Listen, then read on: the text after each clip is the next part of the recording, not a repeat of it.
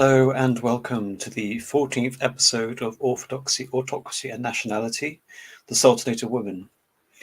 In the previous videos covering the Ottomans, we have covered the rise of the Ottomans and their Golden Age, or Classical Age, during which the Ottomans were able to conquer the Balkans and establish their seat of power in the Eastern Roman capital of Constantinople, reach Vienna in 1529 in the north, Algeria in the west, Eritrea and Yemen in the south, and Iraq and the Caucasus in the east. These great campaigns were often led by great warrior sultans, Ghazis, meaning warriors of the faith, the most notable being Murat, who was slain at the Battle of Kosovo, Mehmed II, the conqueror, who took the city of Constantinople from the Byzantines, Selim the Grim, who conquered the Caliphate and took over control of the Levant and Egypt, and of course Suleiman the Magnificent, under which the Ottoman Empire reaches its apex. Nevertheless, while we see the apex of Ottoman expansionism under Suleiman the Magnificent, we also see the first major checks to it, as were illustrated in depth in those previous episodes. To counteract that, we see the rise of the so-called Sultanate of Women, and this is often typically started with the idea of Suleiman the Magnificent marrying Roxolana, Harem Sultan, who exercised a considerable influence over the Sultan, resulting in the deaths of various competent officials such as Grand Vizier Ibrahim Pasha, and of course the potentially competent heir in the mold of his father Mustafa, in a manner very similar to Constantine and Crispus. Suleiman was in turn succeeded by his rather unexceptional son by Roxolana, Selim II. While Ottoman power would remain formidable for the next century, the age of the great campaigning sultan was drawing to a close. Too often the period after the death of Suleiman the Magnificent is considered a period of decline, and for reference during this lecture I'm going to be using the term 17th century, not to strictly refer to the 17th century, but rather the period from 1566 until 1683. So if we're not going to consider this a period of decline necessarily, perhaps relative decline, the idea of Ottoman decline will no doubt inform many of our questions surrounding this period, but it's not the central question I want to answer for today's chronicle of the Ottomans in this definition of the 17th century. Instead, I want to understand the transformation of the Sultanate, that being the Sultans beginning this period as proactive and martial to becoming relatively passive and fulfilling a ceremonial role. I have titled this episode A Sultanate of Women. I don't mean that in the sense that there were female sultans, although there were formidable figures during this period, such as the grand dowager queen Khoshem. Nor do I mean that strictly in the sense that the sultans were all dominated by women, though that is certainly an angle which is going to pervade this lecture. I mean this idea to be all-encompassing for the nature of how power was wielded, or perhaps effeminized in the Ottoman Empire during the 17th century, a process that went beyond the concubines and wives Haseki Sultan and the mothers Valid Sultan, to encompass the Ottoman right of succession and the centrality of the Imperial Haram as an institution beyond individual female actors. Now I've completed the introduction, I do want to say that if anyone has a question, please do ask me when this lecture is over. It should be about an hour. Now to begin, I have this rather wonderful excerpt from Leslie P. Pierce, the Imperial Harem, Women and Sovereignty in the Ottoman Empire, and I've given the citation for this book, which you can access down in the description. The harem, sacred, protected, forbidden. To an Ottoman subject, the term harem did not connote a space defined exclusively by sexuality. The word harem is one of an important family of words in the vocabulary of Islam, derived from the Arabic root harem. These words partake of one or both of two generally and obviously related meanings associated with the root to be forbidden or unlawful, and to declare sacred, inviolable, or taboo. A harem is by definition a sanctuary or a sacred precinct. By implication, it is a space to which general access is forbidden or controlled, and in which the presence of certain individuals or certain modes of behavior are forbidden. That the private quarters in a domestic residence, and by extension its female residents, are referred to as harem comes from the Islamic practice of restricting access to these quarters, specifically access by males beyond a particular degree of consanguinity with the resident females. The word harem is a term of respect, redolent of religious purity and honor, and evocative of the requisite obeisance. It is gender-specific only in it is a reference to the women of a family. The most sacred or exalted places in the 16th-century Ottoman world were harems. The holy cities of Mecca and Medina and their environs were, and remain, the two most revered harems in Islam. One of the most important titles held after 1517 by the Ottoman Sultan, like the sultans of the preceding dynasties before him, the servant of the two holy sanctuaries, Hadum ad Haremin ul Serifin, a title proudly used today by the rulers of Saudi Arabia. The central Muslim religious compound in Jerusalem, Islam's third most holy city, was also known as the noble sanctuary, Harem el-Serif. In Ottoman usage, the inner courtyard of a mosque, its sanctuary, was also a harem. While not himself divine, the Sultan, God's shadow on earth, created a sacred space with his presence. Because the Sultan lived there, the inner precinct of the royal palace, inhabited only by males, was known as the Imperial Haram. When, toward the end of the 16th century, the Sultan established a second set of private quarters in the palace precinct to house women and children of the royal household, the latter area also began to be referred to as the Imperial Harem, because of the presence there not of women, but of the Sultan. The inviolability of the imperial residence in the minds of the Sultan's subjects is revealed by the fact it was not well defined, and yet was rarely assaulted, even in the 17th century, when sultans themselves began to be forcefully deposed and even murdered. It was not in one of the great public mosques of the city, but rather in the inner precinct of the palace, that the holiest relics of Islam were enshrined when brought to Istanbul after the conquest in 1517 of the Mamluk Sultanate. In times of crisis, the Sultan manipulated these relics, especially the mantle and sacred standard of the Prophet Muhammad, to create a public aura of harem-like sanctuary, so that he might invoke the supernormal standards of loyalty from his subjects. Ottoman society of the 16th and 17th centuries was dichotomized into spheres characterized less by notions of public, commonweal, male, private, domestic, female, than by distinctions between the privileged and the common, the sacred and the profane, distinctions that cut across the dichotomy of gender. We can perhaps better perceive the ill fit of a public male private female dichotomy if we examine the language that Ottomans themselves used to describe divisions in their society. From centuries of Muslims before them, the Ottomans inherited the terms has and The stock phrase, the has and the have both the abstract level of meaning, the private, particular, or singular, versus the universal, and a socio-political meaning, the elite versus the common, the ruling class versus the ruled. The word has, however, presumably aroused a more complex range of associations because of its additional meaning, of that which is associated with or belongs to the ruler, that is, anything royal. Many of the institutional manifestations of royal power were denoted by the word has. For example, the Sultan's privy chamber has has oda, privileged attendants to the Sultan, male and female, who bore the title haseki, and the royal domains known simply as has. In the 17th century, Ottoman usage of the word has appears to have the additional meaning of sanctity. More prevalent in the Ottoman self-description is the dichotomy of inner and outer, the interior and the exterior. Two sets of words, one Turkish and one Persian, were commonly used to describe this division. İçli in Turkish and Enderun in Persian for the inner or interior, and correspondingly Dişi or Tasra or Birun for the outer or exterior.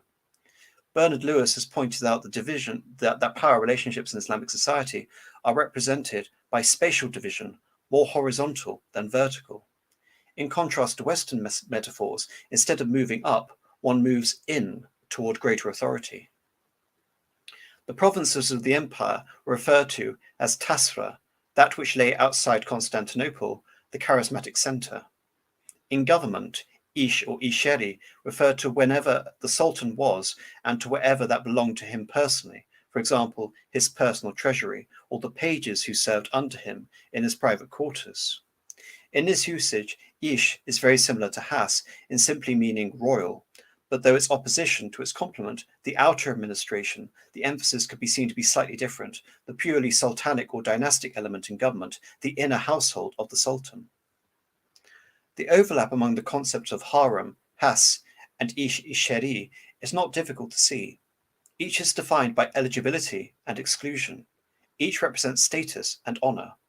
As one ascends the socio-political scale, to revert to a Western metaphor, authority is increasingly a phenomena of the inner, often literally an interior, even residential space, the boundaries of which are guarded. This is an inversion of the dominant modern Western notions of the politically significant as outer or public, and the politically marginal as inner or private and domestic. Harem, Has, and Ish-Isheri converge to place the Sultan and the space he inhabits at the apex, or in an Ottoman idiom, the vortex, of the social, moral, and political order. The symbolism of the inner as order and security, and the vital function of the ruler in bringing about this order, has been demonstrated by Walter Andrews in his study of the meaning and syntax of Ottoman poetry of this period in its relation to Ottoman society, broadly considered. The importance of spatial boundaries in delimiting moral and political spheres in the Ottoman conception of property, ordered society is revealed in a passage in the mid-17th century history of Mehmed Halif. In the 1620s, a period of political turmoil when life in the capital was frequently disrupted by the dissatisfied and undisciplined troops stationed there, it seemed to Mehmed Halif that the world had lost all order and coherence. He cited a long list of crimes perpetrated by the troops, dragging women naked from public baths, smoking in the mosque of Mehmed the Conqueror, committing rape and sodomy openly on the streets, invading homes and palaces, and inviting the Sultan and the Queen Mother to join street corners, celebrations of religious festivals. Each of these outrages caused the inversion of the inner and the outer and violated a social, religious, or political boundary. Whether these crimes all actually occurred is not important. What is significant is that Mehmed Halif was making his point about the political weakness and social chaos of the times in the most striking possible terms. And this isn't, again, all just metaphor. In this particular instance, he's referring particularly to the case around the 1620s until the 1650s, where the Janissaries played a far more active political role. In this case, in 1622, we see the assassination by the Janissaries of the Sultan Osman II. So this admonition against the Janissaries, I think, is well deserved. Indeed, the idea of degeneracy and debauchery, which very much played into the political manifesto of Murad the Fourth. The inner as the source of power. Of all Ottomans, the Sultan naturally strove to surround himself with the most impenetrable barriers to his presence. Wherever he was on the battlefield, in the inner palace, the space he occupied was visibly set off by physical or human boundaries. Even in the mosque, the most intrinsically egalitarian space in Muslim society, where the Sultan was theoretically no greater than any of his subjects, he occupied a structurally isolated area. This insistence on the public display of splendid isolation was an aspect of ancient Near Eastern imperial traditions. The Ottomans were heir to these traditions through two channels: Islamic monarchy, as elaborated by the various caliphates, sultanates and principates of the Muslim past, and Christian Byzantine monarchy, itself heir to the imperial traditions of both the Roman Empire and the empires of the ancient and Near East. So in this case, we'll probably be talking about the Neo-Assyrians and the Hittites and the Babylonians, and of course the Persians, the Achaemenids. The centuries-long contact of Anatolian Turks with Byzantine civilization, culminating in the conquest of the Byzantine capital of Constantinople in 1453, had an undeniable influence on Ottoman civilization, perhaps particularly on its imperial institutions. In Ottoman historical legend, however, imperial traditions were acquired from fellow Muslim rulers. Supposedly, it was when told by a prince of a rival dynasty that it was not fitting for rulers to live in the midst of the masses that the Sultan Mehmed II, the Conqueror, moved from the palace he had built in the center of the newly conquered city to a new palace constructed on a more inaccessible site, the Topkapi Palace. It is noteworthy, however, that the second palace, known today as the Topkapi Palace, was built on the site of the ancient Byzantine Acropolis, and that the Ottoman sultans kept the neighboring Byzantine Hippodrome as the principal arena of their public ceremonies, and the adjacent Basilica of Hagia Sophia as their premier imperial mosque. The structure of the imperial palace communicated both the identity of the sovereign's residence as the central political arena of the empire and the difficulty of obtaining access to the sovereign within that arena. When understood in the context of multiple resonances of the inner, this was not the paradox it might seem. One consequence of the sovereign's remoteness was that the potential for enormous power lay in the hands of those who were intermediaries, formal and informal, between the Sultan and those who governed in his name on the outside. The first courtyard of the imperial palace was open to the public. The second courtyard was a semi-public theatre of government, where foreign ambassadors were received with elaborate ceremony, and where the imperial council sat, presided over by the Grand Vizier, and on occasion secretly observed by the Sultan from a concealed cubicle. While access to this courtyard was generally limited to members of the governing elite, ordinary subjects with petitions for the Sultan's justice might enter. The third and innermost courtyard was the Imperial Haram, Harem im Humayun, known also as the Enderun-i-Humayun, the Imperial Interior. Here lived hundreds of carefully selected boys and young men who were being trained for government service, their white eunuch guards and preceptors, and until the end of the 16th century, the Sultan himself. The third courtyard was accessible to virtually no one from the outside, and its inhabitants were denied passage to the outside world except when accompanying the Sultan. Only the Sultan could freely cross the boundary, isolating the inner courtyard, but when he did, he was surrounded by its eunuchs and youths of the interior, the Imperial Haram, transported with him. It is well known that in the system of personal rule, that is, absolute monarchy, proximity to the ruler is an index of power. Conversely, a principal expression of an absolute monarch's power is the control of access to his person. Manipulating political hierarchies and royal protocol was perhaps the principal means by which the Ottoman Sultan both projected and protected his power. With the exception of the Sultan, only those who were not considered to be fully adult males were routinely permitted in the inner worlds of the palace. In the male harem household, boys and young men, eunuchs, dwarves and mutes, and in the family harem household, women and children. Even men in the palace who were fully adult under Islamic law, the most advanced pages in training, and some princes of the dynasty were kept in a state of symbolic adolescent dependence, for they were forbidden to grow beards or to father children. And this, of course, is something I'll get into later, the gilded cage idea, the kef. The highest officials of the empire, the Grand Vizier, and the leaders of the religious hierarchy, the Mufti, also known as the Sheikh ul-Islam, might meet personally with the Sultan, but only with his permission and in well-guarded areas just inside the gate separating the inner third courtyard from the semi-public second courtyard. On the rare occasion when the Sultan desired or was forced to meet with members of the outer government or ordinary subjects, the audience was held outside this gate. Routine communication between the outside world and the inner palace was handled by the eunuch corps and who guarded the two harems, white eunuchs for the male harem and black eunuchs for the female, and this was a particular practice which was brought in by the Sultan Murat III, bringing in black Muslim slaves, often from the east coast of Africa, Tanzania, etc. The importance of these liminal figures in mediating the boundaries, both physical and moral, as established harems, has been demonstrated by Marmon in the context of Mamluk society. One's status was marked by the extent to which one could penetrate the interior of another's household, most of all that of the Sultan. A dramatic example of the desirability of proximity to the ultimate source of power is that of Gazanfer Aga, who himself was castrated so that he may remain close to the Sultan, his patron. Gazanfer was a Hungarian renegade who converted to Islam and assimilated into the Ottoman ruling class, had risen high in the service of Prince Selim, son of Suleiman the Magnificent. When Selim ascended the throne in 1566, he invited Gazanfer, his brother Jafar, to join his inner household, which they could only do as eunuchs. Jafar did not survive the operation, but Gazanfer went on to hold two of the most important offices of the inner service, chief white eunuch and head of the privy chamber. He was one of the most influential persons in government for a period of more than 30 years, spanning the reigns of Selim, his son, and his grandson, a tenure longer than that of any Grand Vizier.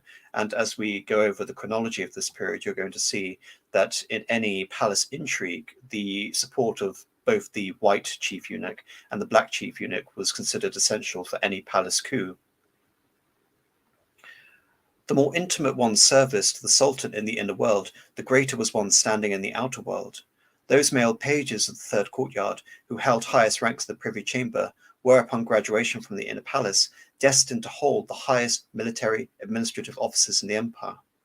While eunuchs could also emerge to hold high office, indeed there were several eunuch grand viziers in the early modern period, when toward the end of the 16th century, the Sultan established private quarters in the women's precinct. Its highest ranking members became the subjects closest to the empire's center of power. This new harem quickly became, in addition to the residence of the royal family, a highly structured and disciplined training institution in which female members of the royal household were prepared through personal service to the Sultan and his mother to take their places in the Ottoman ruling elite, much like the pages trained in the third courtyard. Like the pages, most would leave the harem after a term of service, and in fact marriages were frequently arranged between products of the two imperial harems. Only a few women would remain prominent members of the dynastic household, the talented and lucky few who became the Sultan's concubines or promoted to senior administrative positions. Although they rarely crossed the harem boundary to the outside world, these high-ranking women enjoyed considerable prestige and exercised considerable influence in the world.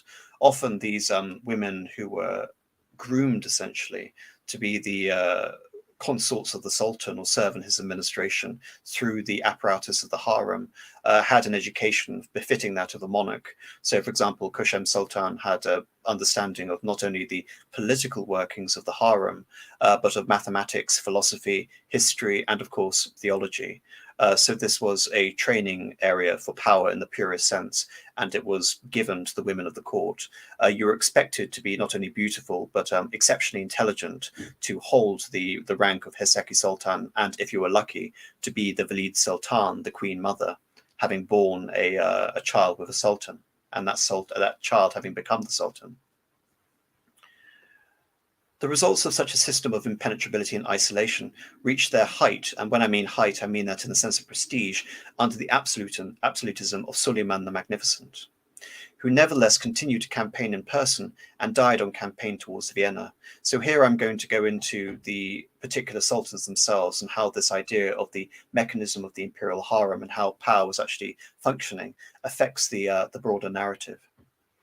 In fact, the presence of the Sultan was seen as essential to conducting a major campaign, a la the Roman emperors. Often you see in the crisis of the 3rd century, the crisis revolves around the loyalty of the troops, originally proclaiming emperors, and the emperor, the Caesar, needs to be everywhere at the same time. Hence, you have the creation of a system of tetrarchy established by Diocletian to create colleagues for the various emperors. And of course, Constantine made a huge sort of step in this direction by setting up the capital in Constantinople, which had quick access, or relatively quick access, to the borders against Iran and the borders against Hungary, which of course was exploited when the Ottomans took over and used Constantinople as their seat of power. From 1566 to 74, so now Suleiman the Magnificent has finally died on campaign, Selim II comes to the throne. And again, it's important to note in terms of the succession that his reign is essentially the result of his mother's contrivance. He wasn't intended to be ruler. Mustafa was intended to be ruler. Mustafa was more confident, but of course, in becoming the formal wife of Suleiman the Magnificent, Heseki Sultan, I think it's fair to say that Touhan Sultan contrived the death of her rival for her son, Mustafa, allowing him to come to the throne. But of course, this inaugurates a period of typically weak sultans, with a few exceptions, which I'll go into. And in terms of the weakness and presaging this all about this idea of decline, in 1571, we of course have the defeat at Lepanto, referring this to the end of the previous lecture.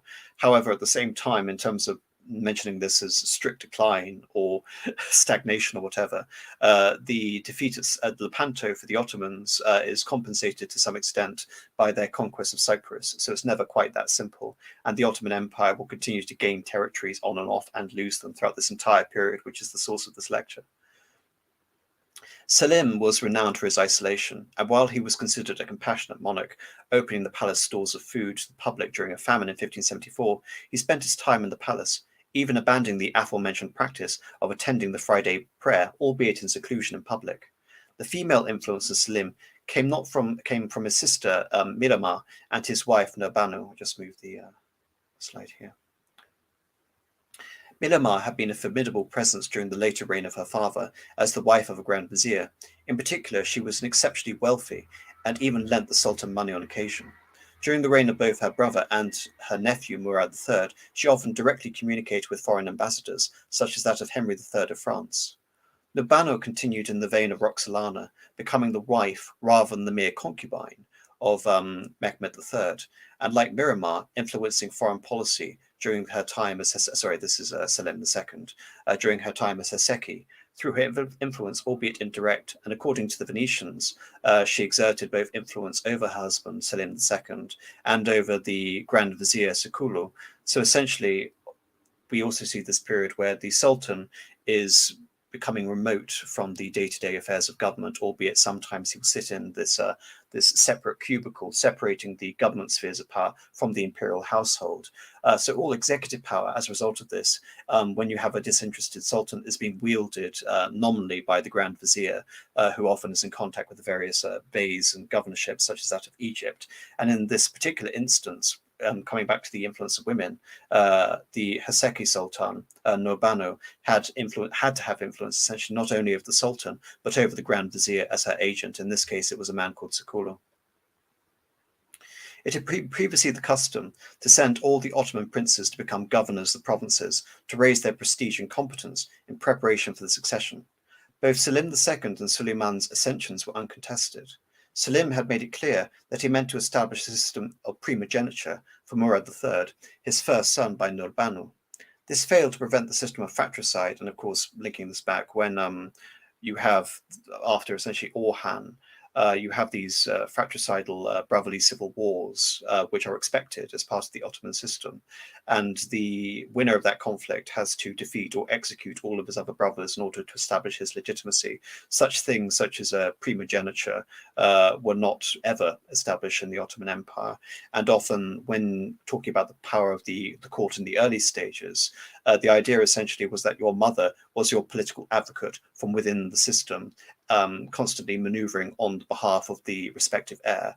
And as we saw with Suleiman the Magnificent, this was often a bloody affair, as was the case with Mustafa and Hürrem Sultan advocating for her son Selim.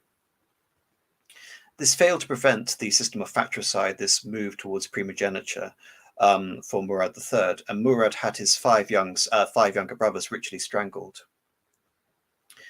Murad III paradoxically brought the empire to its greatest territorial extent with the conclusion of the successful Ottoman-Safavid War from 1578 to 1590, while never having gone on campaign, nor leaving Constantinople, nor would he leave the Topkapi Palace in the final years of his reign. Ottoman scholars contemporary to Murad, Mustafa Ali and Solanki, decried the generation of the Sultan as a martial leader, instead prone to isolation and debauchery. Completely under the influence of the women of the court, Sekulu retained his position during the early reign through the influence of his wife, Murad's sister, Ismahin Sultan. The real power in the harem and over the Sultan was contested by Nurbanu and Murad's wife Safiya, again following the practice established by Suleiman of monogamy, although this time Nurbanu attempted to outflank Safiya by encouraging Murad to have as many concubines and thus heirs as possible, even accusing Safiya of witchcraft to undermine her influence over the Sultan. This intervention by Nurbanu against Safiya indirectly led to one of the bloodiest acts in the history of the Ottoman court. The intervention had been entirely ineffective in ending Safiya's influence over the palace, as her son would succeed as Mehmed III. Upon his ascension, the fratricidal nature of Ottoman succession reached a peak when 19 of the Sultan's brothers, some deaf, dumb, essentially infants, never considered a possible political threat, were ritually strangled.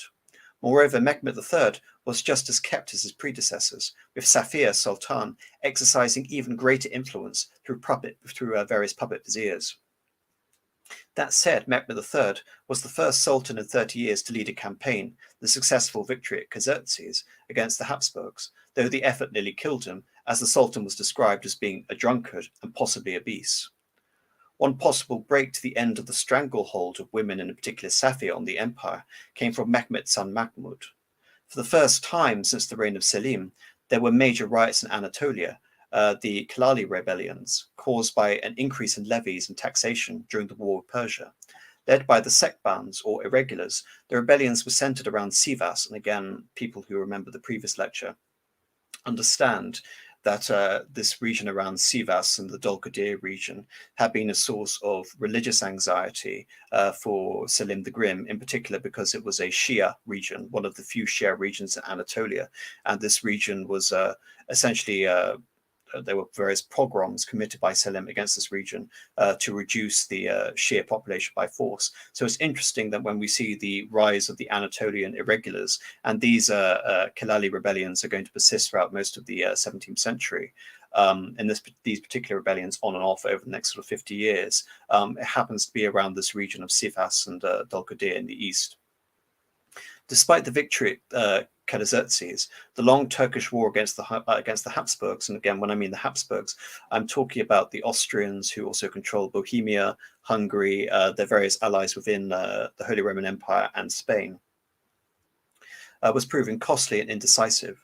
Rumors of a conspiracy abounded around the young Prince Mahmud, who was to be made Sultan, while his father would be poisoned. While no evidence could be found of this conspiracy, Mahmud's mother Halime was censured and Mahmud was executed to satisfy the Sultan, even though no evidence could be found against him.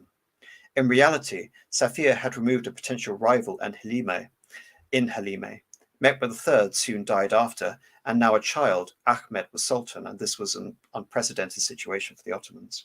But before getting on to the reign of Ahmed, I want to turn briefly to the Janissaries.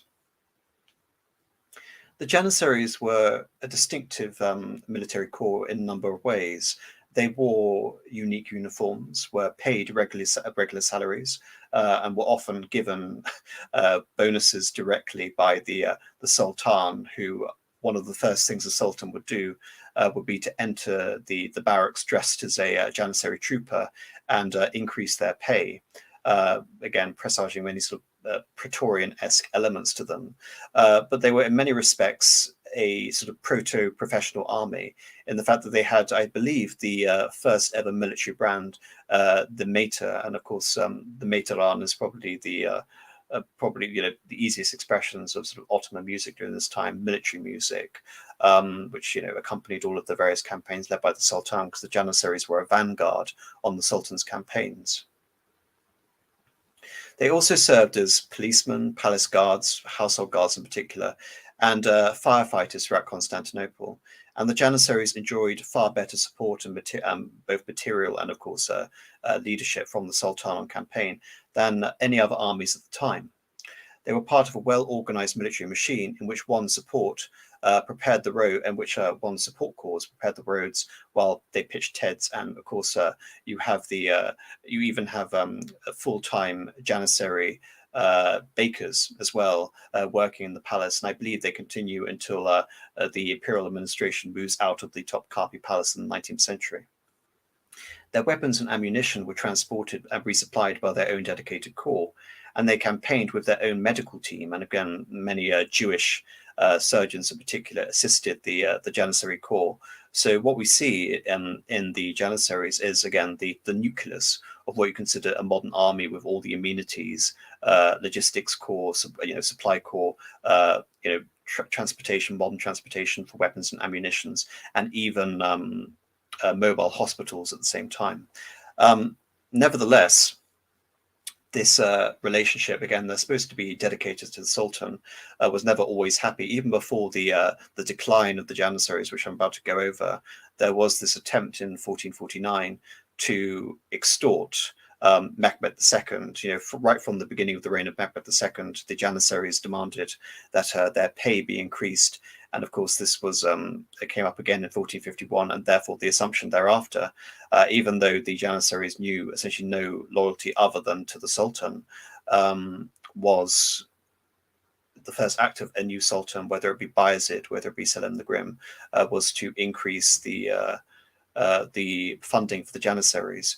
In this case, they are quite similar to the Varangians, bringing this into continuity with the Byzantine history, in the sense that once the Varangians were paid by a new emperor, they were ferociously loyal.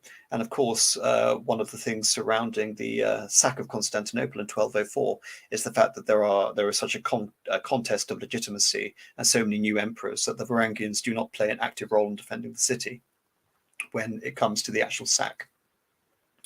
The crux of the Janissary loyalty hinged on the Devashirni, and again, the Devashirni, the essentially the Christian levy employed on the conquered areas, because you could not enslave a Muslim. The idea essentially was that when they were going forth into Bulgaria and Greece, etc., and Macedonia, the Ottomans were acquiring this in order to draw slave levies into the army. And indeed, these were not slaves which were just owned, by the state. These were the personal slaves of the Sultan, and they knowed no other allegiance than as slaves of the Sultan. And what is fascinating about the Janissaries is that they began their life as sort of semi-monastic order. There was this expectation of celibacy in the early Janissaries. It wasn't until much later, when you had moved outside of the militarily appropriate age in the areas of which most Janissaries became officials in their 40s, when the Janissaries were some finally allowed to have children. But for the most part, celibacy was a core aspect of the early Janissaries. And because of this, the Janissaries were essentially considered a fraternal society, a semi-monastic fraternal society in defense of their sultan, who was their adoptive father. And in terms of adding to the religiosity of the Janissaries, Sufism exerted a great influence over the Janissary core through their adoption of the Bektashi order after their dervish saint founder, Haji Bektash, who was an interesting Muslim figure around, I believe, the region of Khorasan in eastern Iran in the early 13th century. In addition to their status as elite vanguard for the Sultan, after the Persian Wars, Janissaries became garrison troops, in addition to merely siege warfare experts. And what I mean by that is that often it will be the Janissaries who were first into the breach whenever there was a break in the walls, as with the siege of Constantinople. Ostensibly, this was because of the expansionism of the empire, but really the aim of the Janissaries had begun to transition from the expansionism of the empire to maintenance and consolidation. So we've gone over in previous lectures the classical age of the Ottoman Empire, the rapid growth of the Ottoman Empire. But now, as the Ottoman Empire is rededicating its efforts towards defense, towards the late reign of Suleiman the Magnificent, after it appears after 1529 in particular, and the Safavid Wars, that the Ottomans are not going to be engaging on any rapid conquests anytime soon, that we see a massive expansion of the Janissary corps. To put this in perspective, the original Janissaries around the beginning of this time period, so we're talking around the year 1500, 1520, the beginning of the reign of Suleiman the Magnificent, the Devashirni were almost entirely made up of Greeks, Albanians, etc., other slave peoples, slave Christians from the Balkans, and their number was kept to an elite guard. Originally it was 1,000 men, but it was expanded to 10,000 men by the reign of Suleiman the Magnificent. And after this rapid expansion, by around the time of the reign of the Sultan Ahmed, there were around 40,000 men.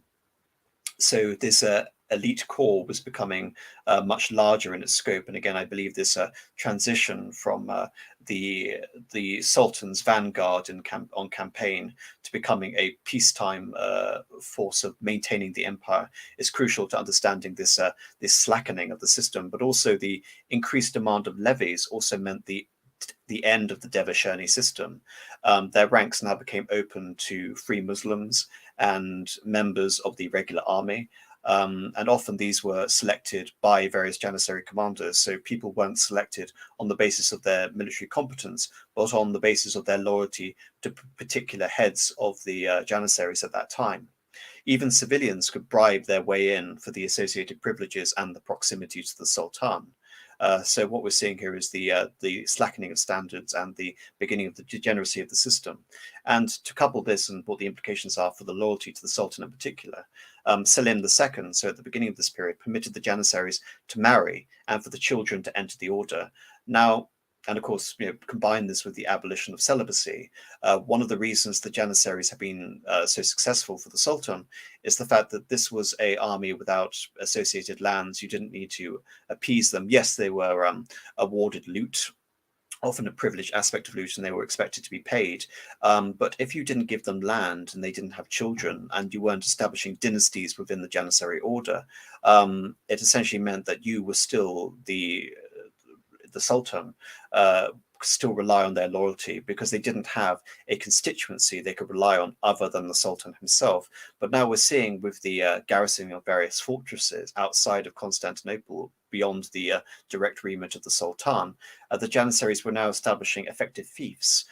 Acquisitions in Anatolia in particular, I believe, were a major cause for the Sekban rebellions in eastern Anatolia. So the Janissaries were becoming everything they were not supposed to be by the year 1600. So the relationship between Sultan and the Janissaries are fundamentally changed by 1600. And for the Devashirni system in particular to begin to collapse, the distinction of the Janissaries being slaves to the Ottoman Sultan was again blurred. They had ceased to become direct slaves of the Sultan, and now they were becoming a political body with its own interests. So now gone were the particular bonds that tie the Janissaries to the Sultan, while they were receiving privileges and salaries above regular soldiers, including that proximity to the Sultan. There was really little to differentiate themselves from regular troops other than their particular uniforms. And again, a part of Ottoman society in general is the exercise of sumptuary laws indicating status.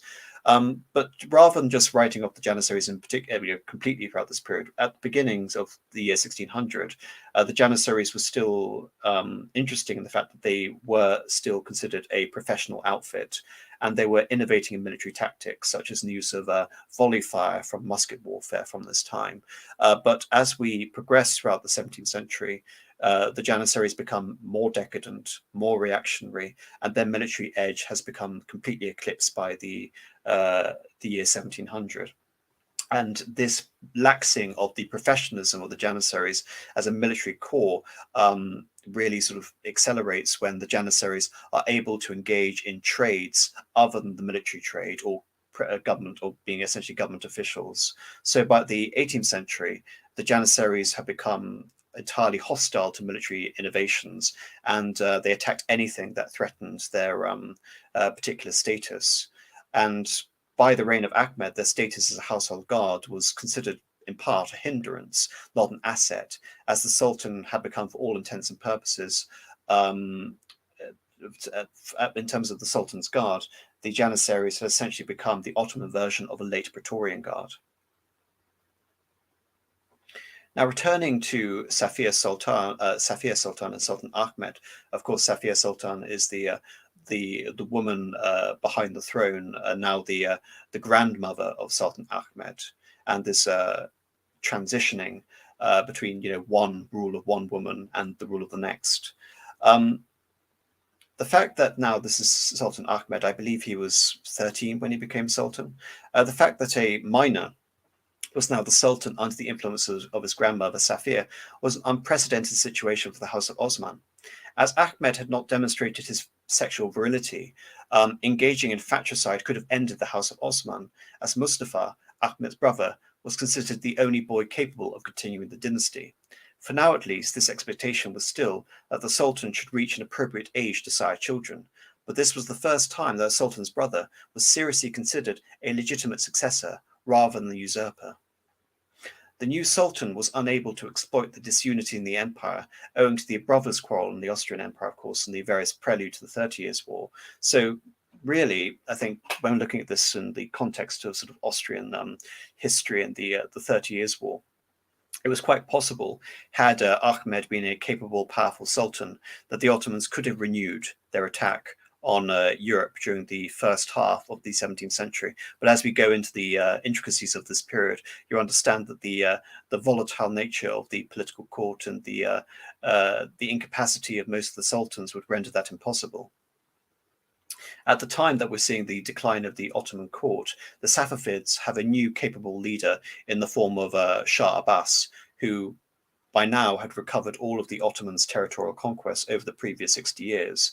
And just for people who are interested in Iranian Safavid history, Shah Abbas was responsible for moving the capital from Tabriz in Iranian Azerbaijan to the city of Esfahan, meaning half the world, and which is, of course, considered the pinnacle of early sort of 17th century Safavid architecture. The reign of Ahmed in particular is also known, a brief note, but this will become important in later lectures, for expanding the Ottoman system of capitulations. The Turkish capitulations were grants made by successive sultans to Christian nations, conferring rights and privileges in favor of their subjects resident or trading in the Ottoman dominions, following the policy towards European states by the Byzantine Empire. And of course, this goes all the way back to the Venetians and essentially the Angloid dynasty outsourcing a navy to the Venetians and allowing the Venetians certain trading privileges. And of course, when we look at Emperor Andronikos in the late 12th century, this one of the things he does is massacre the Genoese and Venetian denizens in the city. So this idea of the capitulations, special trade privileges to Westerners, is nothing new. Really, the Ottomans don't innovate in this way. They are simply inheriting a system left to them by the Byzantines. And as I mentioned in the previous lecture, what the Ottomans were very cautious to do when they conquered Constantinople was keep the diplomatic networks of the capitulations, in particular with the Republic of Venice, going, so there was as little disruption to profit and trade as possible. According to the capitulations, traders entering the Ottoman Empire were exempt from local prosecution, local taxation, local conscription, and various other forms. And again, this is, you could say, an early form of extraterritoriality. The capitulations initially made during the Ottoman Empire's military dominance, and this, of course, was a means to entice and encourage commercial exchange with Western merchants. However, after military dominance began to shift to Europe during this period, the economic and political advantages granted by the Ottomans to European powers began to act as a detriment. Often it has been considered that the Ottomans had extreme free trade going into the 18th century that essentially resulted in the rape of their economy, in opposition to the mercantilism which was being pursued by the Bourbons in Spain and France. Under Ahmed, capitulations were afforded to Venice, France, England, and Netherlands. And just mentioning England, because this ties in nicely with the previous lecture on Russia, England in particular had been trading with the Ottomans intensively and forming an interesting diplomatic correspondence under the reign of Elizabeth I. And if you look at it geostrategically, it made sense for the Protestant Elizabeth I to come closer in terms of trade and military cooperation with the Sultan, as indeed she did with Ivan the Terrible and the Danilevich dynasty, and later the Romanovs, again allying with heathen powers, and in the case of the Russians, an Orthodox power against Habsburg Spanish Catholic rivals. Much of this policy hadn't, up until about 1604, been directed by Safiya. And if you look at the influence of women in particular, the women of the court, Nohano, Safiya, later Koshem, very much pursued this, you could say, pro-Western line in terms of keeping these peace negotiations, these trade capitulations alive. One of the first major exploits of Ahmed, however, was to finally banish Safiya from the Imperial Haram, and again, just give her a major stipend as a commiseration prize. But this did not represent a return of the Sultan's authority, rather the decline of Safiya and the rise of Ahmed's Haseki Sultan wife, Koshem, whom he married in 1605 at the age of 15. To cement her authority, this as being Koshem, she arranged for the marriages of many imperial princesses to important officials such as Vizier Nashum Pasha. And what this means is that within the harem, even though the imperial princes were the daughters of the Sultan wasn't responsible for the arrangement of the marriages of princesses. Instead, that was the responsibility of the Sultan's wife. So this was a particular loophole which Haseki Sultan Koshem in particular very much exploited for the next 40 years. So her daughters could act as political agents and influencers on various high-profile men, including Grand Viziers. Koshem, perhaps more than any other figure, is responsible for ending the practice of fratricidal succession and effecting a revolution in the House of Osman. It was not expected that her son, Murat, as a younger son of Ahmed, would succeed, but rather than attempting the murder of Osman's son, son of her rival Mahfiruz, she instead advocated for the succession of Mustafa, Ahmed's brother, believing that doing so would not only save her son's life, but would establish Murad as Osman's successor. So what I mean there is essentially that it wasn't intended that because she wasn't the first consort, she was the preferred consort, but she wasn't the first consort of Ahmed. Ahmed had a son by a previous relationship with a concubine, Osman. So by the idea of primogeniture, has it, had the Ottoman system evolved into primogeniture, Osman would have succeeded and then killed off all potential rivals to the throne.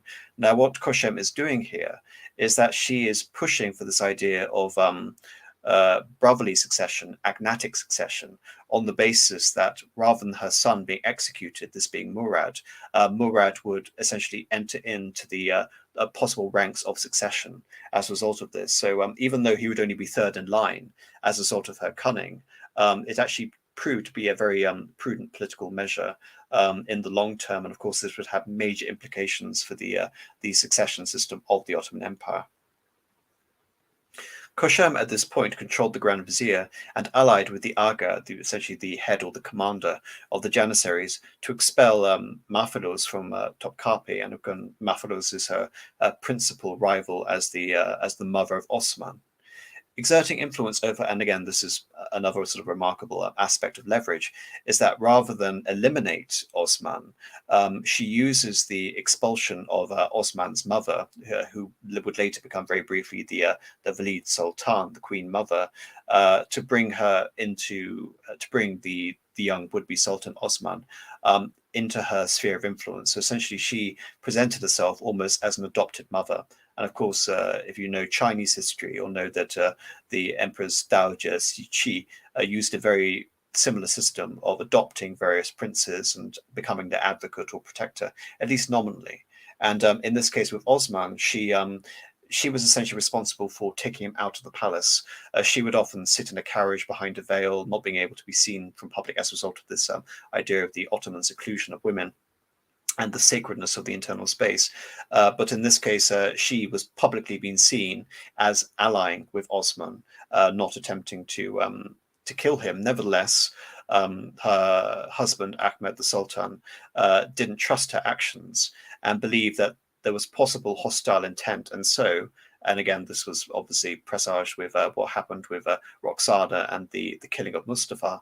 So Kusham was essentially isolated from Osman to prevent what could possibly legitimately be seen as an attempt to curry favor with him, or to get close with her political rival, and again a barrier for her own son becoming sultan and then poisoning him. As Ahmed matured, it became apparent that he intended to rule without her support, and not under her supervision either. And Kushem was forced to retreat from government rather than be the cause of her own exile. Essentially, she was forced by Ahmed, who was very much intent at this early age of becoming sultan, that if you overstep your mark, if you intend to exert your influence over the government, I will simply banish you. And in that case, not only would that mean her own loss of political power, but it would possibly condemn her son's life as well, if her husband decided to champion the succession of Osman against Murad. And I think what is remarkable is that Ahmed then very quickly dies. This is a system of a lot of the Ottoman sultans we see, is that they often die. In this case, Ahmed died at the age of 27. And essentially, Koshem's plan worked. She had positioned herself as the guardian of not just her son, but of all the princes. And when her husband Ahmed died, she began to champion the succession of his mentally enfeebled brother Mustafa. And in terms of rationalizing this, rather than having a system whereby the Ottoman Sultan, his son, becomes ruler, kills off all the other brothers, this is reorientating the system towards this idea of agnatic seniority, whereby it is the eldest member of the House of Osman who succeeds, rather than the son of a previous sultan. And of course, with the exception, with the expectation, therefore, that because this is based on seniority, that her own son, Koshem's own son, Murad, had now guaranteed a place in the succession, which would have been denied to him had a fratricide been able to take place. What made this all the more extraordinary, this transition towards agnatic seniority, was that Mustafa, the brother of Ahmed, was deemed unfit to rule and placed under the regency of his mother Halime. And again, this is the same Halime who had just been censured some 2 decades earlier by Safiya. And again, this is really the first time we see the direct regencies of very many women throughout the 17th century. So rather than, again, the agnatic seniority is basically a Trojan horse, which deepens the sultanate of women. It doesn't increase the power of the sultan. The sultan now was no more than the puppet of a various clique, a court faction. And because this was essentially a novel situation, the novelty of the situation was still fresh, and the contrivance of various eunuchs, in particular the chief white eunuch and black eunuch, court women and Janissaries, Mustafa was quickly deposed by another court faction and replaced by Ahmed's firstborn, Osman II, which, had the Ottoman Empire maintained a system of primogeniture, would have become the sultan. The influence of court women, however, was so profound by this point that when the sultan's mother died, so this would have been Mahfuz, a new queen mother, Valid Sultan, was appointed for him, his own governess. So the idea was now so ridiculous that the role of the queen mother was so essential to maintaining the power of the sultan, that when a sultan's mother died, Osman II had to contrive the creation of a new queen mother to be his court advocate within the Imperial Haram. And in this case, Osman II really is a tragic figure, in that despite the fact he was only a teenager when he attempted to rescue himself and the Sultanate from this humiliating position, he was able, again, he was probably one of the first sultans to actually begin conducting successful military campaigns. In this particular instance, he immediately went on campaign against Poland after the death of his mother, the Valid Sultan Halime. And when he failed to take one particular fortress, so this would have been the fortress of Choshim, Hyokim, he blamed this on the degeneracy of the Janissaries. He essentially believed that the Janissaries could not be relied on to fulfill their job, which was engaging in expansion campaigns and in siege warfare. So the Janissaries needed to be reformed, and Osman II embarked on a major series of military reforms, which also centered on reconciling the grievances with the Sebkans, the Kelali rebels in Anatolia.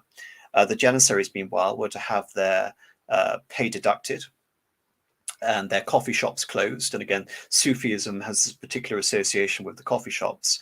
And for his efforts, Osman II was deposed in a Janissary-led coup d'etat and murdered. And his ear, and again, when you murder a sultan, you often do it by ritual strangulation. And his ear was presented to the mother of Mustafa Sultan, the deposed sultan, an indication that her son will be restored. And this marks the first time that a sultan was murdered by the Janissaries. And this again can be attributed due to his lack of a Valid Sultan. Indeed, Osman's need for a surrogate. And when looking at the idea that Kusham had originally cultivated a relationship with Osman II, it sort of betrays the fact that Koshem was prepared to suck up to Osman when he was the Sultan, but her ultimate preference would have been for her own children, in this case Murat. So Osman was left without an effective advocate in the true center of power, the Imperial Haram. Rather than reward the regicides, Mustafa, under the influence of his own mother and Kala Pasha, executed the rebels.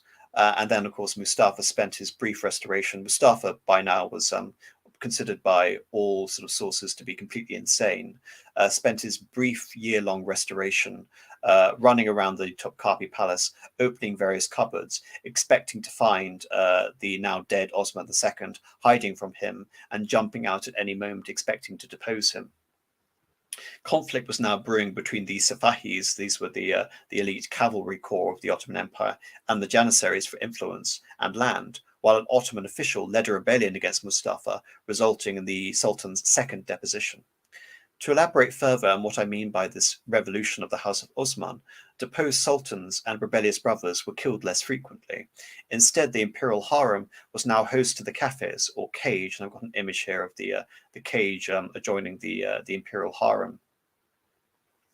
And this is a form of essentially gilded seclusion, a gilded prison. Mustafa in particular was kept in seclusion until his death in 1639, having reigned twice, albeit briefly.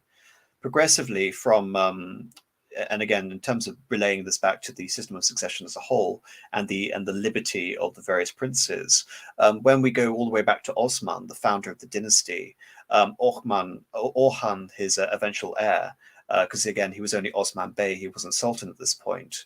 Orhan was essentially considered his joint ruler. And what the Ottomans do very early, unlike the, say, for example, the French system of feudalism, is that the sons aren't awarded patrimonies. There's no appanage system, such as like the French and the Dukes of Burgundy, creating potential sources of rivalry to the the collateral branches of the ruling family to the king himself. No, in this case, the sultans very early on returned and centralized all patrimonies and would instead dole out various governorships to each of the sons. And then again, with the idea of the son having to acquire prestige, this establishes the idea of fratricidal succession, the elimination of all members, not just of all brothers of the sultan, but all collateral branches of the family as well. So from this time, so we're talking the reign of Murad all the way up until Suleiman the Magnificent, the Sultan's immediate family was the House of Osman, with the Sultan's immediacy cementing his individual power at the height of the empire. Now I want to turn briefly back to that book by Pierce. In the second half of the 16th century, a series of changes occurred that had the result, within 3 generations, of completely divesting princes of power through repression of their political and sexual maturity. Murad III was the last sultan to dispatch his son to a provincial governorate. Henceforth, princes would not leave the imperial palace, nor would they be allowed to father children unless and until they became sultan. Between the public celebration of a circumcision, and again, this is a practice all sort of beginning with Ottoman sultans, it's not just Jewish, but also Islamic, and the public celebration of his enthronement, a prince disappeared behind the harem walls, deprived of the identity that came from possession of a piece of the patrimony and the production of heirs. A prince no longer headed a household, and therefore lacked, in both real and symbolic terms, the most important foundation of a political career. The transformation of the role of princes was an intrinsic aspect of the changes in the system of succession. During the 3 generations during which princes went from being well-known public figures to virtual unknowns, the Ottoman dynasty moved from a system of seniority, when Ahmed I, the first sultan, not to have served as princely governor, died in 1617, he was succeeded by his brother, Mustafa, as I mentioned earlier. This was the first time in the 14 generations of the Ottoman rule that a sultan was not followed by one of his sons. A necessary aspect of this idea of seniority as the principle of succession was the restoration of the rightful claim to sovereignty of the collateral dynastic lines. The practice of fratricide lapsed, and now the greatest fear of a male dynast was that he might not live long enough to take his turn on the throne. In the 22 generations of the Ottoman dynasty that followed, Ahmed I, the throne always passed to the eldest living male Ottoman, and only 3 times did the son succeed his father. For the most part, sultans were followed by their brothers, less frequently by nephews, and once by a cousin. While one could argue that these changes constituted a radical break with most of the Ottoman past, one could argue that they did not undermine certain fundamental principles of Ottoman political culture. It is probably for this reason that these seemingly revolutionary developments provoke little comment or comment in contemporary histories. Certainly they upheld the principle that all male members of the dynasty deserved a chance at governing. Indeed, strict limitation of the succession to a son of the previous ruler was unusual, not only in the states influenced by Central Asian Turco-Mongol tradition, Muslim and non-Muslim alike, but also in pre-Mongol Muslim states not influenced by that tradition. In some of these states, succession passed from father to son only in the first generations, suggesting that this pattern may be associated with the consolidation of a new state. It is no coincidence that a prolonged father-son pattern of succession was not unique to the Ottomans, but was characteristic of the more stable and long-lasting states of the post-Mongol period. Notably, in addition to the Ottomans, we're talking about the Safavids and the Qajars in Iran. And again, the Qajari dynasty is the dynasty which takes over Iran during the 19th century. The Moguls in India, and of course this is the dynasty founded by Babur in the year 1526 and continues under Akbar the Great and continues to rule most of India throughout the 17th century. And if we expand the notion of son to include the fictive filiation in Mamluks in Egypt, and again this idea essentially of the slave dynasties, the idea that you're adopting a slave to become your heir, and this was again an assumption implicit in the idea of being a janissary. However, the Ottoman transition to seniority midway through the empire's history in no way resembled the disorganized succession characteristic of the dissolution of pre-Mongol Muslim states. The practice of seniority in the Ottoman state preserved what was the most enduring feature of Ottoman politics, absolute control of the dynasty, if not by the individual sultan, but ultimately the dynasty as the nexus and legitimate source of the distribution of power. So what I mean by a revolution of the House of Osman is the Sultan is disempowered, but the dynasty remains. And this sort of perfectly, again, assumes the idea of agnatic seniority. Rather than have a small family revolving around the person of the emperor, the Sultan, the Padishah, and his concubines, instead now you have possibly dozens, hundreds of collateral branches of the House of Osman. And this is a system which continues today. And of course, if you want to give yourself a headache, look at the modern system of Ottoman succession, how complicated it is to maintain this idea that it is the eldest member of the family who controls the household, and not this rather straightforward idea of primogeniture, which was established in the West. With the deposition of Mustafa for a second time, Kusham's son, Murad IV, became Sultan in 1623. Murad was only 11 at this point, meaning that Kushem was his regent in addition to being Valid Sultan for the next 9 years. She ran meetings of the Divan, the cabinet, from behind the veil, direct political appointments, and even she was responsible for direct political appointments, and even met foreign ambassadors in person, breaking many traditions of this idea of the sanctity of the inner space. Letters were addressed not to the Sultan, but to Kushem, who had effectively supplanted their son, rather than pretending to assume only a nominal rule under him as his regent. Where she could not act directly, she acted through her puppet Grand Viziers, such as Hafiz Ahmed Pasha. From the outset, she had to deal with rebellions and invasions, causing the first rift between her and her son, when Murad favoured war with Spain. Kushem's policy over the previous decades of arranged marriages had clearly borne fruit, as key military officials, such as the Admiral Berkat Pasha and the governor of Egypt, followed their wives, who in turn followed their mother, the Queen Mother. Kushem was fully aware of this from a point of view of pure political utility, and her daughters would not only be married but remarried. And from her correspondence, we know that she would curry favour during her regency by sending out her daughters to marry potential allies. And this is a brief quotation from a letter to Hafiz Ahmed Pasha. "Whenever you're ready, let me know, and I'll act accordingly. We'll take care of you right away. I have a princess ready. I'll do just as I'll do when I sent out my dear Fatima." And of course, that was another daughter of Kushem Sultan. And here, in this particular passage, Kusham is referring to Aisha, who Kusham was responsible for marrying off 6 times during her 40 years in power.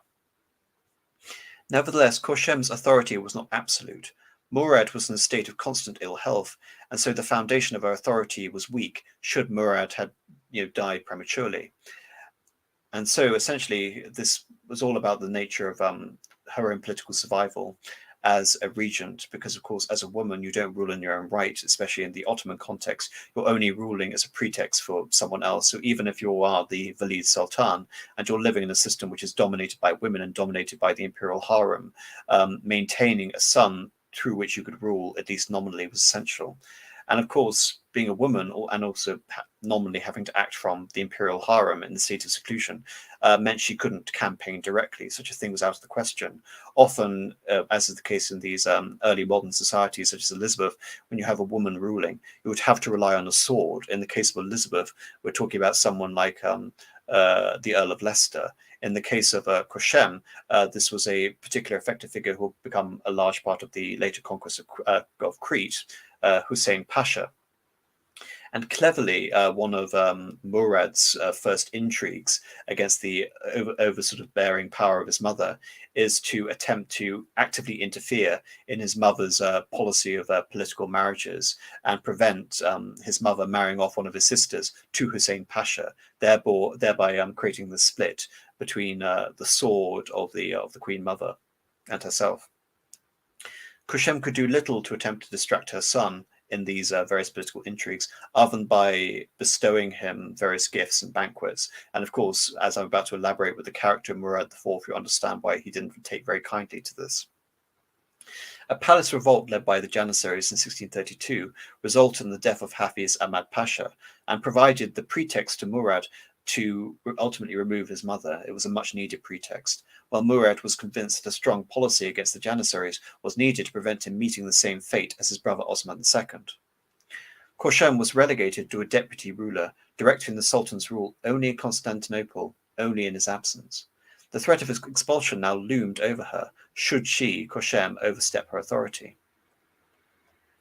Between the years 1632 and 1640, Murad IV's reign was absolute, a clear anomaly of the 17th century.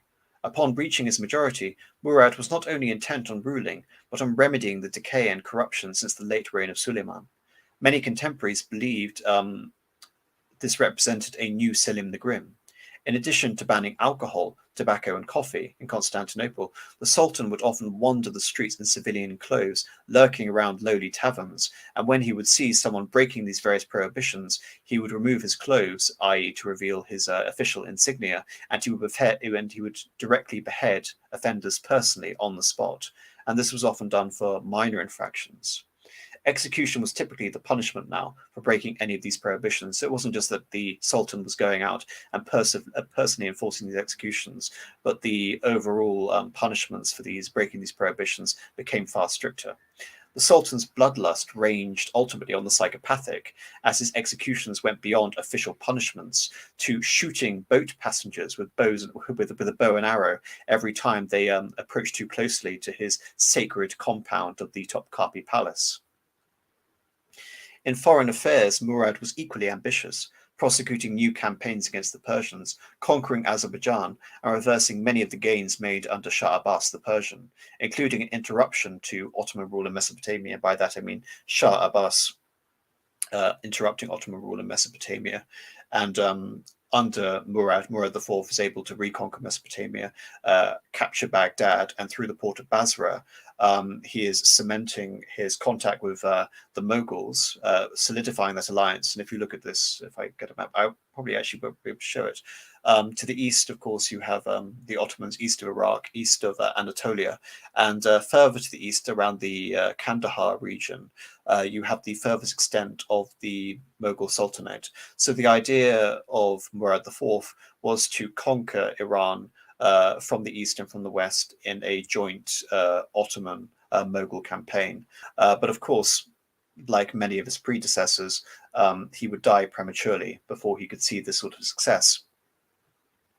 And to make matters worse for Murad, and this is a remarkable instance in Ottoman history where the whole dynasty could have been wiped out. Yes, John, not real name. I mean Kandahar. The Mughals began their dynasty in Kabul. And the Kandahar region was essentially the battleground between the Safavid Iranians and the Mughal dynasty. When it came to Murad IV, he had one consort, Aisha Sultan, and all of their sons predeceased the Sultan, and he died at the age of 27 from liver infection. It would have been quite ironic if that was as a result of over drinking, but I very much doubt it. And this leaves the remarkable situation where his brother Ibrahim, known as Ibrahim the Mad, was now the sole heir to the House of Osman, despite all of these attempts to establish a broader network of imperial princes through this idea of agnatic seniority or collateral succession. And this was because Murat had already executed his younger brothers, and ostensibly his dying wish was to execute his brother Ibrahim. Better that the Ottoman dynasty come to an end, rather than let the empire be ruled by a madman.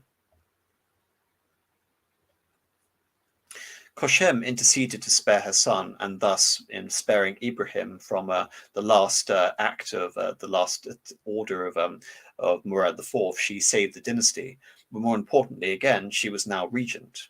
Koshem's hold over now the Sultan Ibrahim was originally sustained through her ready procurement of concubines for him, indulging his every sexual obsession. In particular, the Sultan was obsessed by very large women. In fairness to Koshem, this also resolved the crisis of the dynasty by producing a steady supply of heirs, and in this respect, the dynasty was now secure. But her authority over Ibrahim was not total.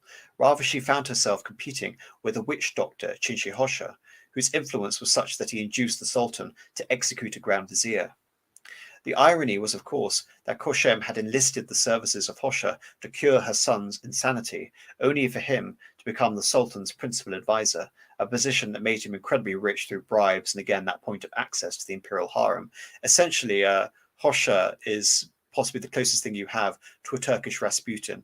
That and the fact that his mother deliberately enlisted him to cure a seemingly incurable illness. In the case of Ibrahim, it was his madness. In the case of Rasputin, it was the haemophilia of the Tsarevich Alexis. The Sultan Ibrahim then turned his attention to a 330-pound Armenian woman, whom Ibrahim called Sekapari, or my sweet lump of sugar, who exercised such influence over the Sultan that Koshem was forced to remove her by murder or exile. The sources vary and we don't have a definitive answer. Towards the end of his reign, like an Ottoman Caligula, Ibrahim made his sisters Aisha, Fatima, and Hanzada his concubines. It was resolved that the Sultan now had to die. Of this everyone was agreed, apart from Koshem, who demurred. On the one hand, she wished to retain her influence. On the other hand, Ibrahim was such a liability that his continued extravagances could have precipitated another Janissary coup, if not a general revolt against the dynasty.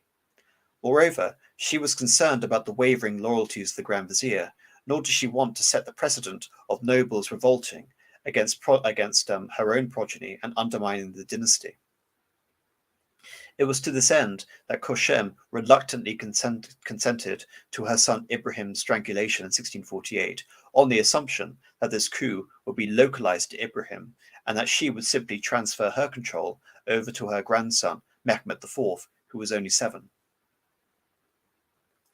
Given that the expectation was that Mehmed IV's own mother, Touhan, would have now become the Valid Sultan, Koshem now outflanked Touhan, making herself Buyuk Valid Sultan, the Grand Dowager Queen, and inaugurated a third regency.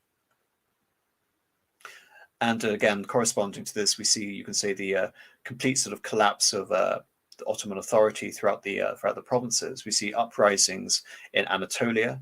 The Ottomans are engaging in what seems like a futile attempt to take the Isle of Crete since 1645, and worse, the Ottomans are defeated in battle, a naval battle, by the Venetians near the Dardanelles Straits at the Battle of Fourchis.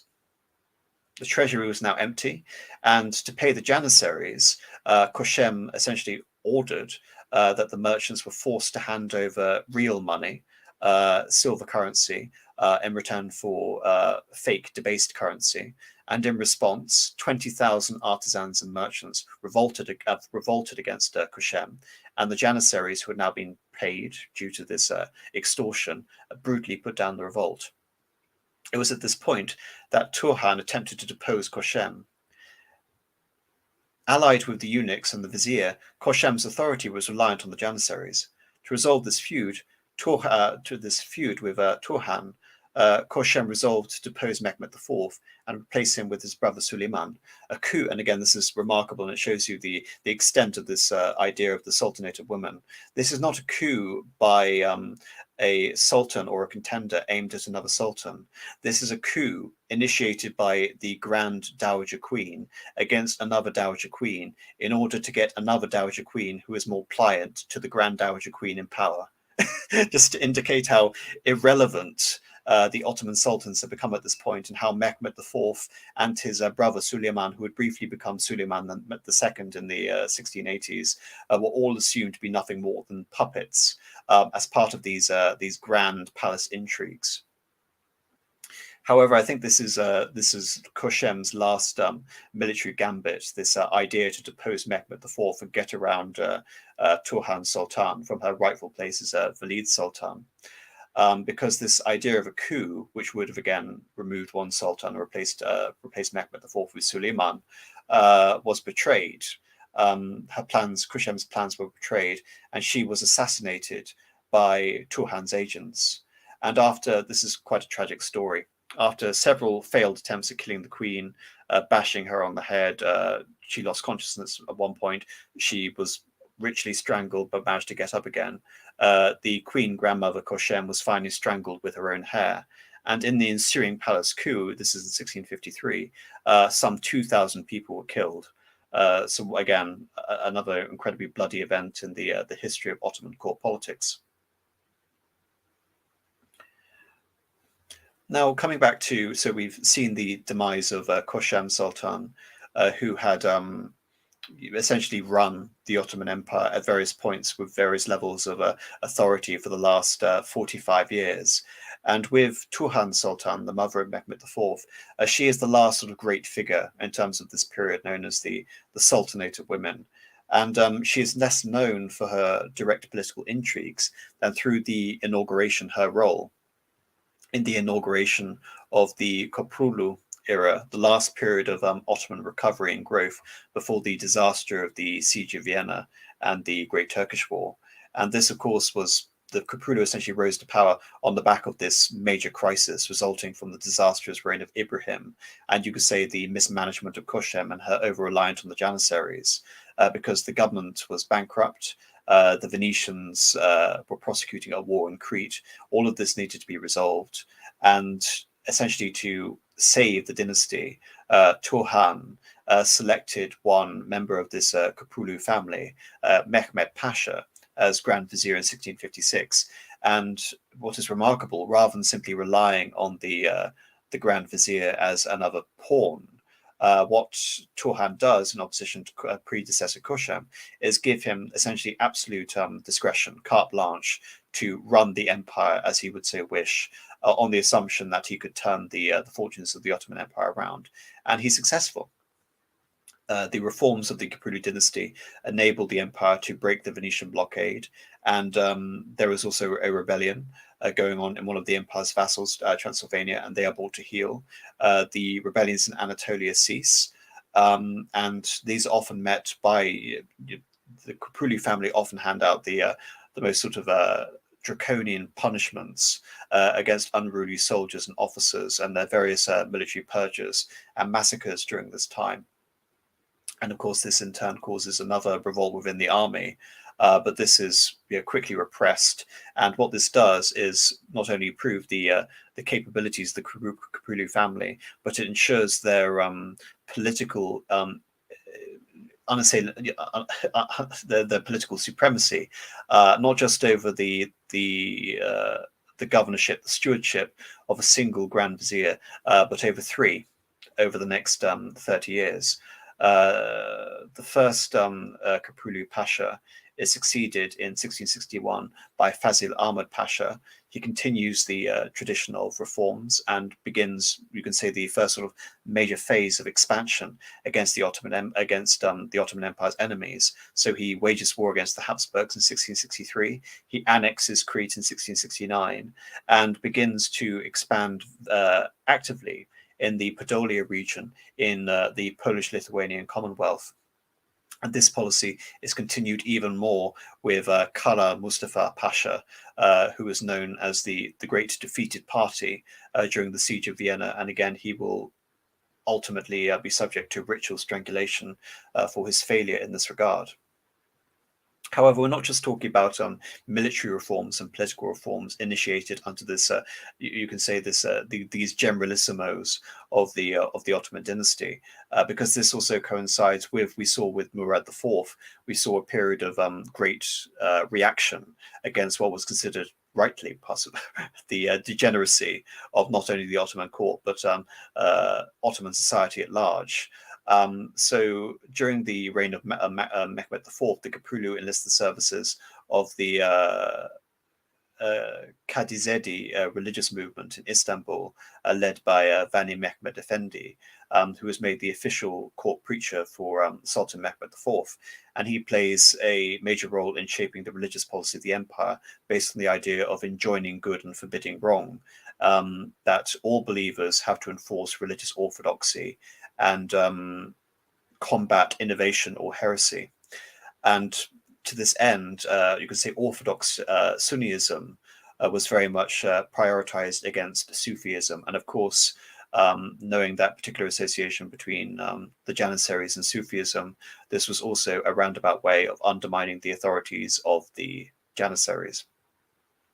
Now, this group was very successful in that essentially it put the empire back on a reactionary course. However, it did irritate many of the contemporary Islamic theologians of the time, such as Khatib Chalebi and Mustafa Naima. And this religious revival, supported by the Sultan, was only possible so long as the Köprülü family was successful. So when we see the decline of the Köprülü dynasty and the failure, the military failure at Vienna, which will be the subject for a future episode, the great humbling of the Ottoman Empire, and the great reversal of their fortunes, and you can say the relegation of the Ottoman Empire from a major power, a first-rate power, to a second-rate power. This will be the subject of a future episode. So while the period of the extreme influence from the Haseki and the Vlid sultans was now coming to a close, and Touhan, by the way, would die the same year as the Siege of Vienna, the era of the absolute sultan as Ghazi, as military leader, as a campaigning warlord was over, and the nature of Ottoman rule had irrevocably changed. The changes ushered in a revolution of the House of Osman, and this will persist until the end of the empire in the 20th century. And if you count the succession system, the Ottoman pretenders still use this idea of agnatic seniority to this day.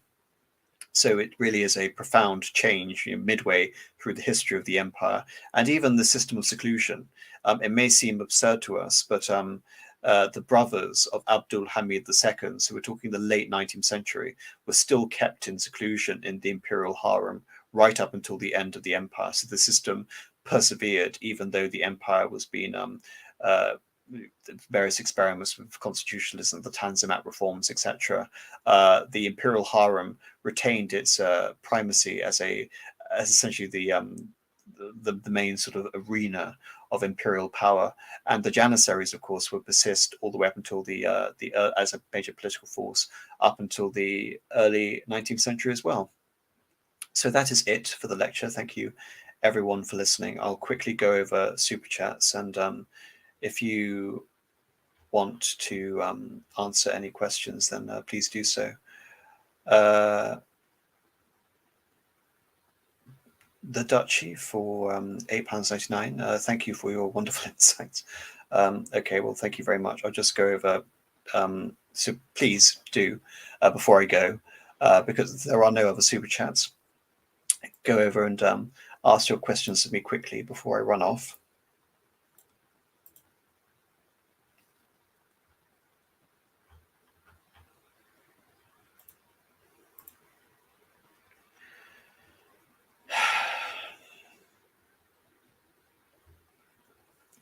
Perhaps stability of empire, cheating, turbulence, and instability at the top, only calming with external crisis. Yes, I mean, it didn't help that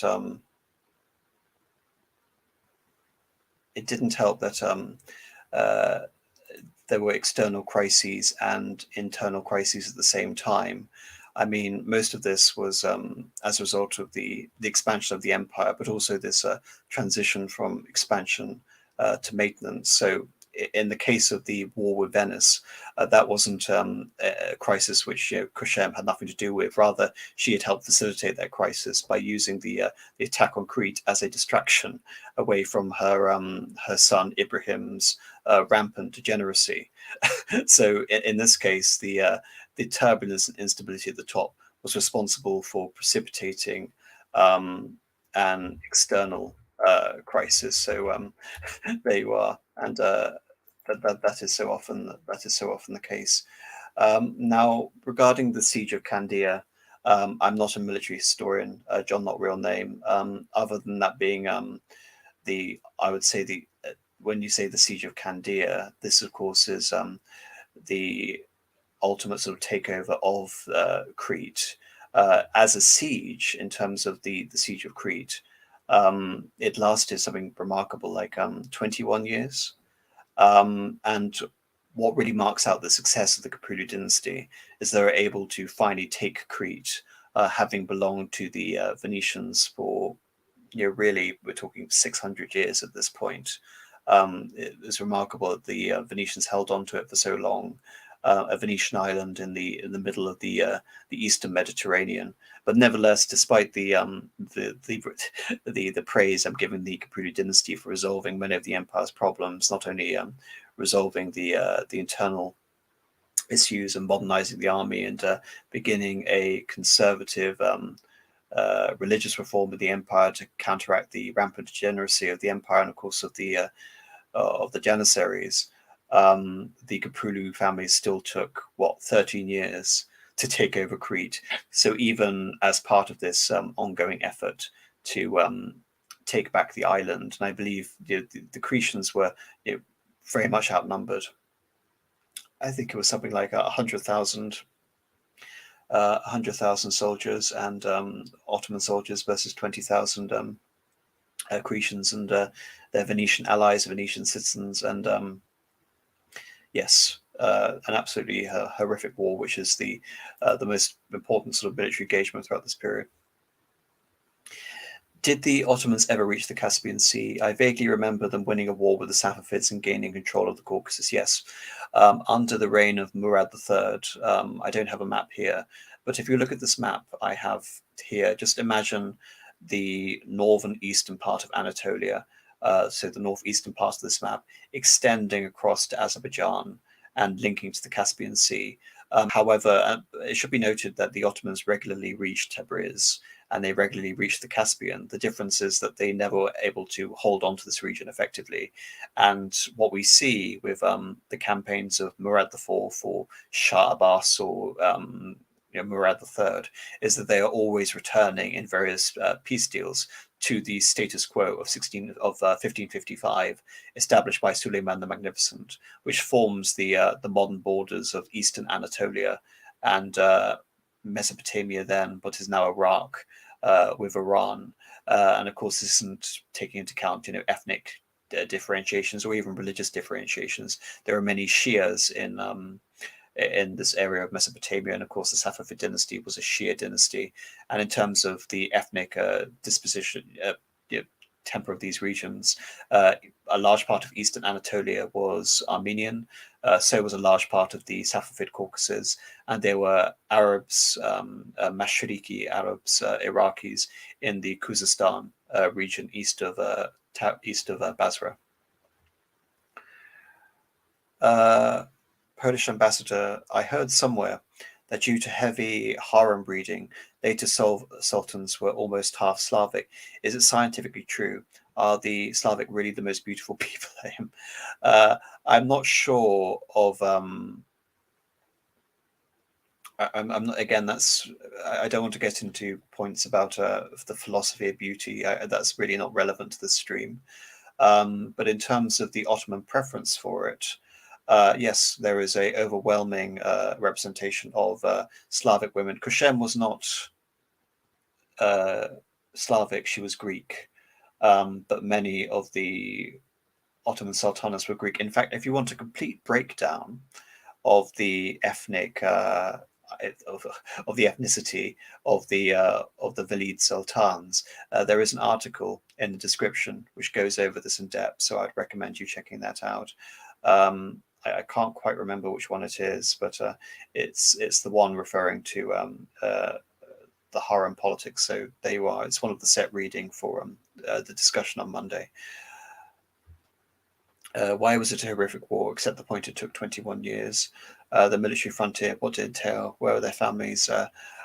Was it barren? I don't know enough about it, I'm afraid, John, not real name, other than the list of casualties and of the various relief efforts. I don't know in terms of, I mean, the attack on Rhodes was equally grueling, and as was the case with Malta and Rhodes, when you're conducting a military campaign with tens of thousands, if not hundreds of thousands of soldiers, most of those soldiers are going to die of disease, and this is taking place in the so-called general crisis of the 17th century.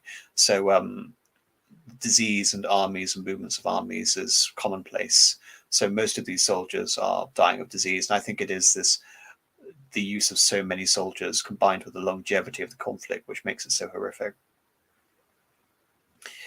It seems there are always eras in the context of an empire where women rule. What leads to this? Well, in the case of the Ottoman Empire, it was frankly degeneracy on the part of the sultans.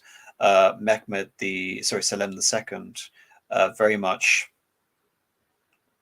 began his rule with the intent to be dominated by his sister and his wife and Nohanu, and to leave the court affairs, the running of the empire in the hands of his Velid Sultan, while he would enjoy the pleasures of the harem. So, and I mean that in the broader sense. I don't mean that simply in the sexual sense. Hopefully, by going over the nature of the harem in this lecture, we've dispelled this association of the harem synonymous with brothel. Really, the idea of that in Islamic circles is rather ridiculous. But obviously, there was some truth to it if you take into account the reign, in particular, of Ibrahim between 1640 and 1614, which I think is a nadir in terms of the moral degeneracy of the dynasty, which didn't help the women who were trying to rule the empire in his stead, in particular Koshem.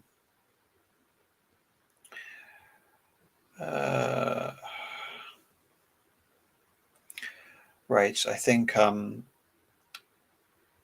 dislike the reasons they abandoned the Christian faith and did not bother converting or trying to convert their husbands. Well, you would have thought, wouldn't you, that there would be more advocacy, because one aspect of the Sultanate women, which I haven't gone over, because it's rather obvious and it's been sort of covered in previous lectures, especially when I went over Hurrem Sultan, but they engaged in a lot of charitable activities. But there was no evidence, really, especially with Hurrem Sultan, that the charitable activities disproportionately favored Christians. So there was no sort of in-group preference or really an attempt by someone, a Greek Christian like Kushem Sultan, to really change the fundamental nature of the empire. And really, I think you can say that it's a testament to the effective system of grooming these women, training these women to become effective empresses, giving them the education of sultans, and immersing them in the history of the Ottoman Empire and the theology of Islam, which they were in all likelihood far more familiar with than their own Christian upbringing. It should be noted that these slave girls were brought in very young.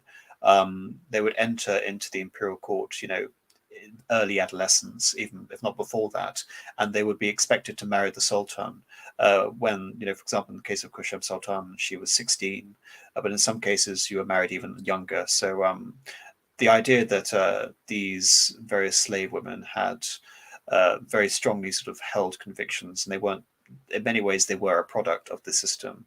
They weren't outsiders necessarily trying to change the system from within. Right, I think that's it in terms of the questions I'm willing to answer for this evening. All I have to say really in terms of what's next for the channel is that please do tune in for the discussion on Monday, and we'll have Semigog and Colombo, as far as I'm aware, on that. I only think it's appropriate on Valentine's Day that we discuss the Sultanate of Women. So there you are. Thank you all very much for listening, and good night.